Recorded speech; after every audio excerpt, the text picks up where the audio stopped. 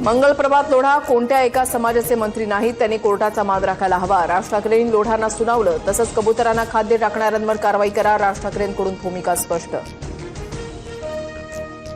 मुनी निलेश चंद्र यांच्या वक्तव्याशी मी सहमत नाही. कबुतरखानासंदर्भात न्यायालय आणि प्रशासनाचे आदेश पाळावे. कुणीही कायदा हातात घेऊ नये, हीच भूमिका.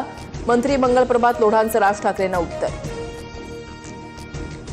शिवसेना पक्ष आणि चिन्ह प्रकरणाची या महिन्यामध्ये सुनावणी नाहीच. 20 ऑगस्टच्या ऐवजी 8 ऑक्टोबरला सुप्रीम कोर्टात सुनावणी पार पडणार.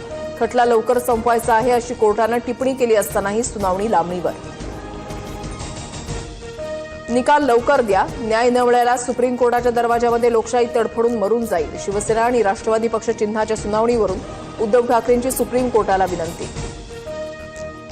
आंदोलकांना बेदम मारहाण करणाऱ्या सूरज चव्हाणांची राष्ट्रवादीच्या सरचिटणीसपदी नियुक्ती, तर सूरज चव्हाणांच्या नियुक्तीबाबत माहिती नाही. त्या बैठकीमध्ये मी नव्हतो. अजित पवारांची प्रतिक्रिया. आदिवासी समाजाच्या रोजंदारी कर्मचाऱ्यांचं आंदोलन चिघळलं. संतप्त आंदोलकांकडून नाशिक आदिवासी आयुक्तालयामध्ये शिरण्याचा प्रयत्न. पोलिसांसोबत झटापट. शासनानं खासगी कंपन्यांमार्फत भरतीचा निर्णय घेतल्याचा दावा.